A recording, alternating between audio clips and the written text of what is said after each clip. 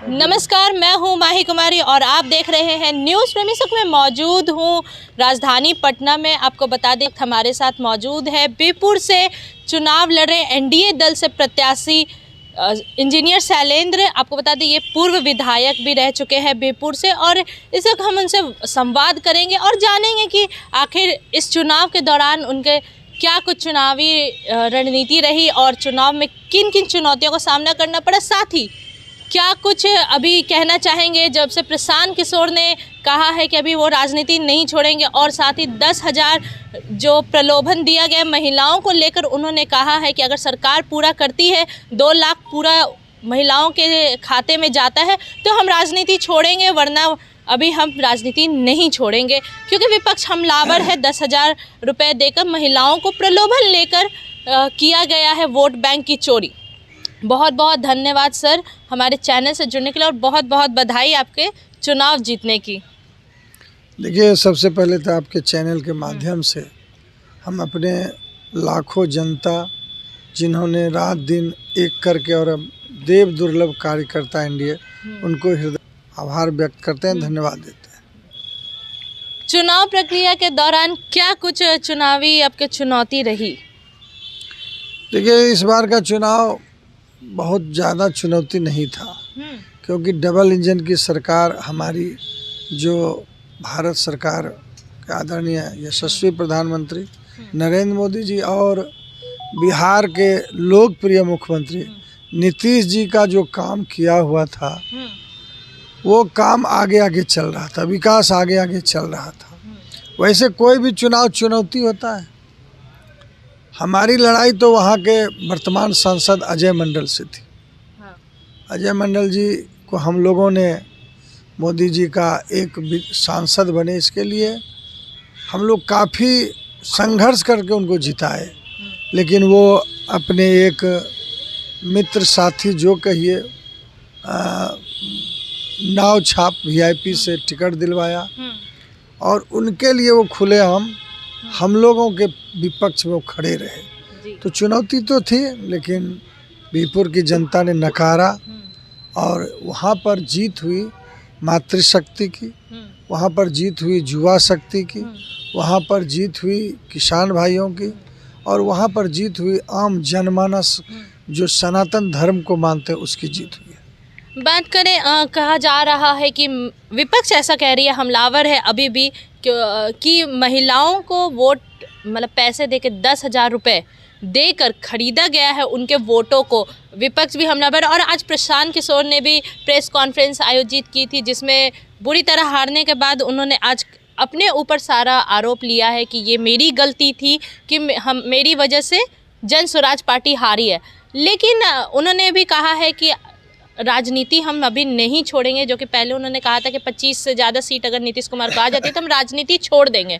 तो इस पे आप क्या कुछ कहना चाहेंगे? देखिए, वैसे तो विपक्ष के पास कोई मुद्दा है ही नहीं, और प्रशांत किशोर जो अपने आप को रणनीतिकार समझता था, वो इसका एक बिजनेस था, और जो अपना ही रणनीति नहीं बना सका, अब पर्दाफाश हो गया, उसका बिजनेस भी समाप्त हो गया। अच्छा। क्योंकि वो अपने ही राजनीति में फंस गए। वो तो स्वयं इस बार लड़ रहे थे, सभी सीट पे चुनाव लड़े, और वो अपना रणनीति जो खुद नहीं बना सका, जीरो पे आउट, वो अब उनका बिजनेस था, वो समाप्त हो गया। रही बात महिलाओं का वोट खरीदने का, तो बताइए, भारतीय जनता पार्टी और एनडीए, हमारी सरकार एनडीए जब से बनी 2005 में, तो जीतने के साथ ही हमारे यशस्वी मुख्यमंत्री नीतीश जी ने महिलाओं को सम्मान देना शुरू किया, और 50% जनप्रतिनिधि चुन के आए, पंचायती राज में चुन के आए, वो आरक्षण 50% दिया। उसके बाद नौकरी में भी 33% आरक्षण दिया महिलाओं को। तो क्या पहली बार नीतीश जी ने महिलाओं के लिए काम किया? जब 2005 से ही महिलाओं के उत्थान के लिए, जिस महिला को लालू जी, तेजस्वी जी, उनके जंगल राज वाले बेइज्जत करते थे, जिनका बलात्कार किया जाता था खुलेआम अपराधियों के द्वारा, उस महिलाओं को सम्मान देने के लिए शुरू किए। और आज शुरू करते करते नीतीश जी और मोदी जी स्वावलंबी बने हमारी महिला कैसे, इसके पहल के लिए बिना ऋण बिना सूद का वो एक सहयोग राशि, सहायता राशि, रोजगार के लिए 10,000 रुपया दिया।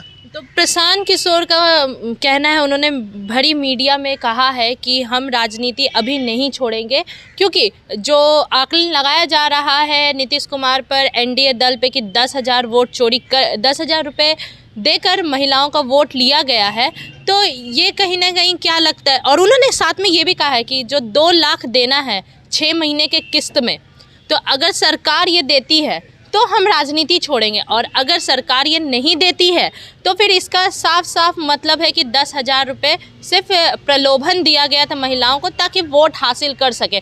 तो अब क्या वो कहना चाहेंगे इस पर, हमारे दर्शकों को क्या कुछ कहना चाहेंगे कि राजनीति को लेकर क्या आखिर उनकी मंशा होगी। देखिए, प्रशांत किशोर अब रणनीतिकार नहीं रहा, उनकी रणनीति अपने में ही फंस गई। वो रणनीतिकार कह के बिजनेस करते थे, अब तो स्वयं रणनीति अपने दल के लिए नहीं बना पाए, तो उनके बात का कोई वैल्यू रहा क्या।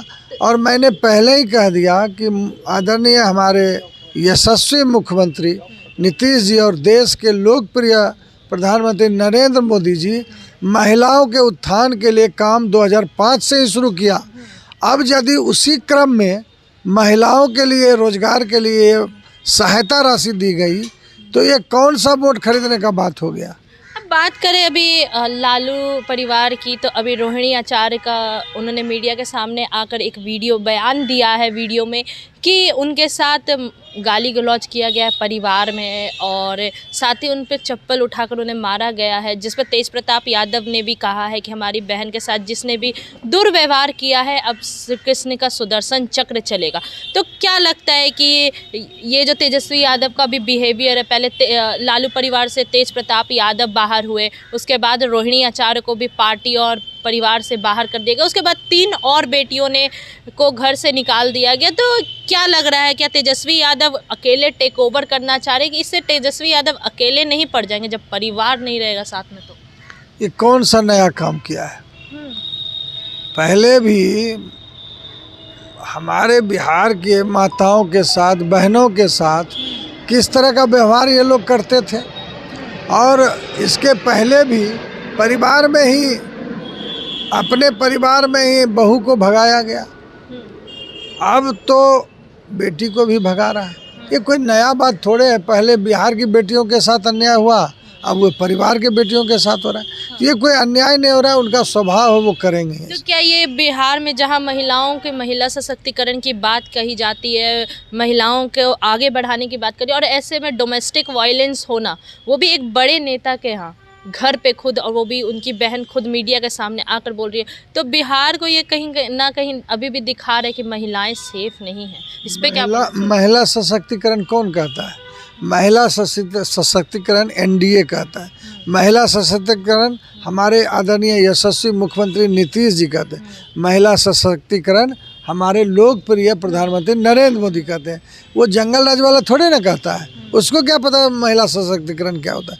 वो तो महिलाओं का अपमान करना ही उनका अपना ध्येय है, वही उद्देश्य है, वही करते हैं, और कोई नया चीज़ वो नहीं किया।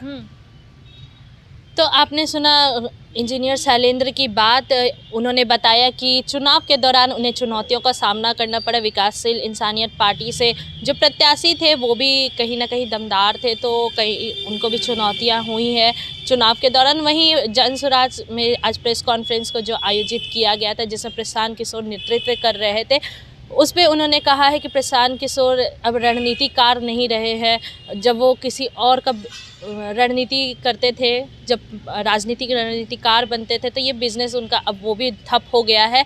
ऐसे ही तमाम खबरों के लिए जुड़े रहे हमसे। मैं माही कुमारी, न्यूज़ फ्रेम, पटना से।